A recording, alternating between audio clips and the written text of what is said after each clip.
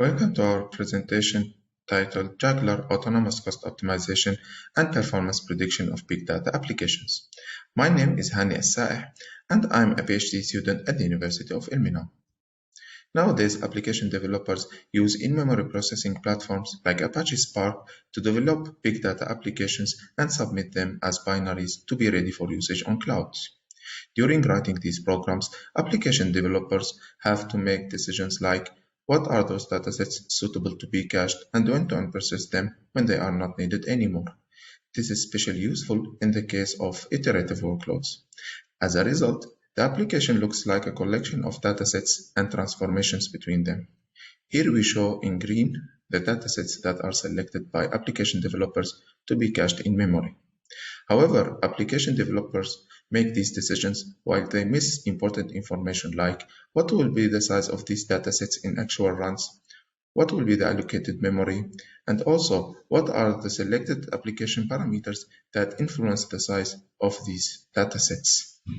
We realized that in many cases, application developers avoid caching crucial datasets because they are big datasets, and also caching them in memory increase the monetary costs because memory is an expensive resource in public clouds. However, we updated these applications by caching these certain datasets, and we realized a significant improvement in performance that reduces both time and cost. On the other side, the end user selects the application parameters, selects the cluster configuration in terms of instance type and instance size, prepare the datasets, and use these binaries. The end user is not able to change the decisions of application developer with regards to caching datasets. This is in one hand. On the other hand, the decisions of application developer influence the decisions of the end user. For example, if the application developer decides to cache large datasets, then the end user shall increase the instance size because each instance is not only equipped with processing power, but rather it's also equipped with memory, which means increasing the cluster size increases the cluster memory and it suits the cached datasets to run it for free of eviction runs. This is here a problem. Normally, end users do these decisions with regards to the cluster configuration without being aware of the caching issues. We realized in some experiments that if end users select less amount of memory than needed, which we call it inappropriate cluster configuration, this leads to significant delays that increases execution time and cost. To solve this, we present Juggler, that is a framework in between. It solves this problem by conducting an offline training phase in 4 stages in sequence. It studies the application and firstly selects suitable datasets for being cached, then predict their sizes, and predict the optimal cluster configuration with regard to the submitted application parameter by end user, and lastly predict the execution time and cost. The first stage, we call it the hotspot detection. A single run is conducted on Spark to gain important metrics on each dataset.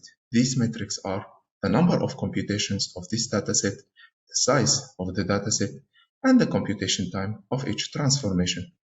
By default, Spark doesn't provide this information. That's why we instrumented Spark by adding profiling purpose instrumentations to collect this information.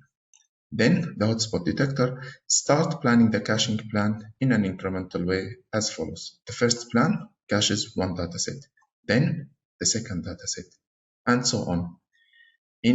As a result, these are called schedules, and each schedule is a sequence of caching and unpersisting commands. It is worth mentioning that the first schedule is expected to give the less benefits because it has one dataset in comparison, for example, with schedule number 2, but its cost with regards to the cluster configuration or instance size is expected to be less. Then, to predict the size of each of these cached datasets, Juggler conducts multiple experiments by tuning application parameters to predict the size of each dataset with regards to the selected application parameter that end user selects on the fly. Then, because each application has its own characteristics with regards to the execution memory, Juggler conducts a single experiment by selecting the first schedule that caches one dataset on Juggler engine. Juggler engine is an updated version of Spark that overrides the default caching decisions by application developers and apply the submitted schedule. By studying this cached dataset that has the equal size of unified memory that is shared between execution and caching, Juggler realize the ratio of evicted partitions of this dataset and extract the memory factor.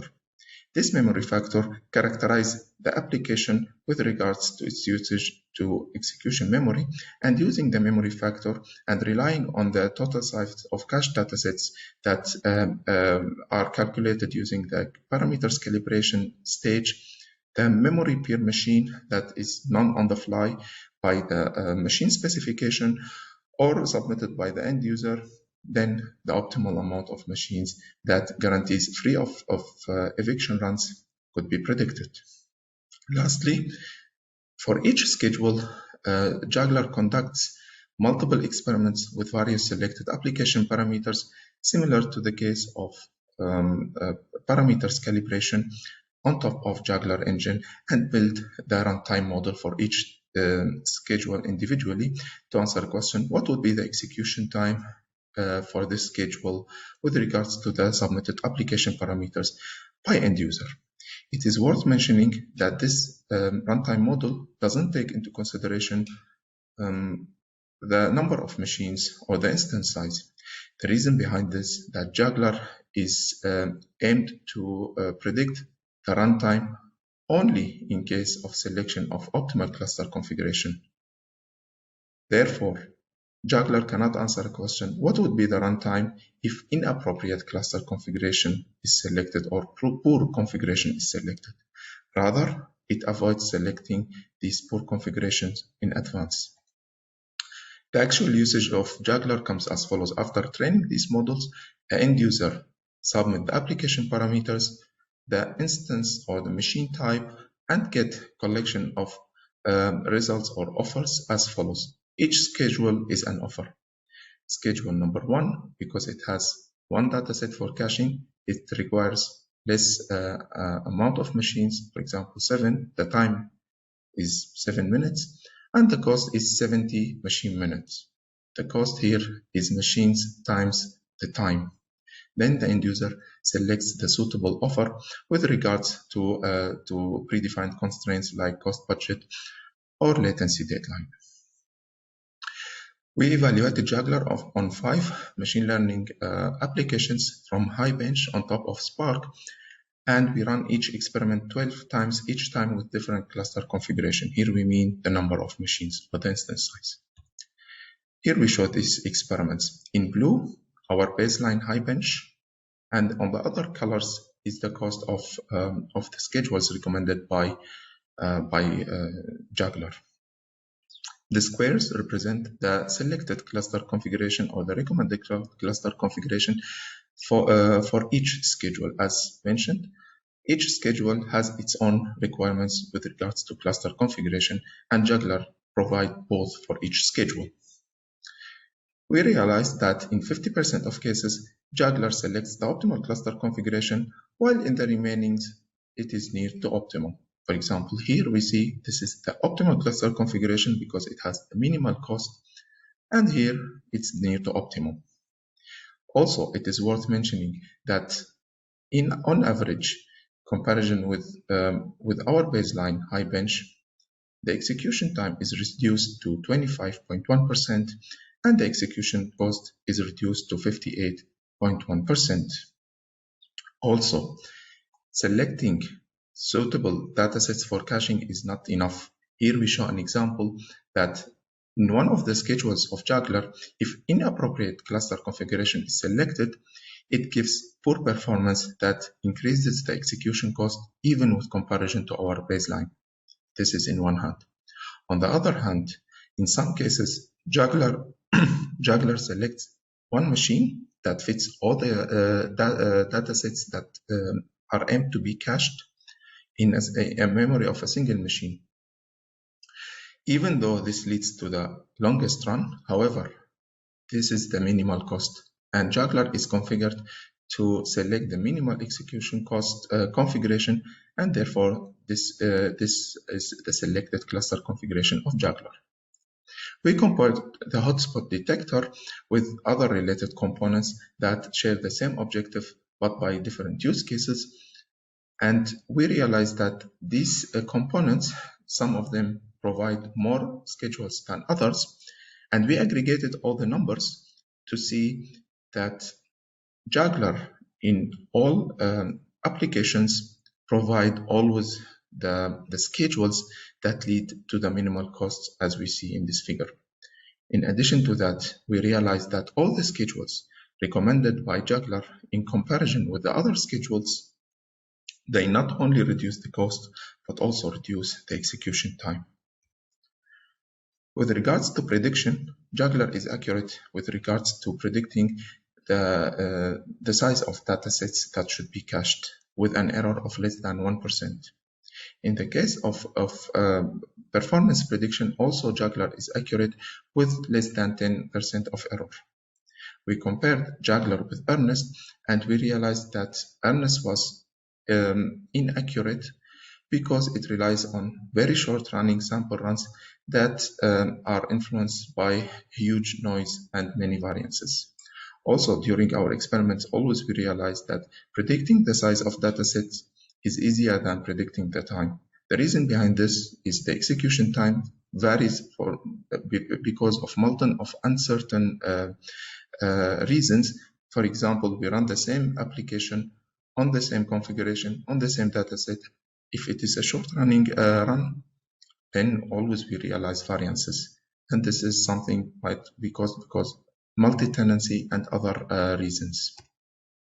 Regarding cluster configurations, we compare Juggler with other components, and we realized that always Juggler also on average recommend the minimal cost cluster configuration, and the others recommend cluster configuration that is more than needed. Here we mean the instance size. As a result, Juggler recommends the minimal cost or the optimal cost, but on the other hand, the others recommend the cluster configurations that leads to faster execution. Again, since Juggler is configured to select the optimal cluster configuration with regards to the execution time, this is still acceptable. Finally, we study the training overhead offline phase, and we realize that building execution model takes the majority of overhead.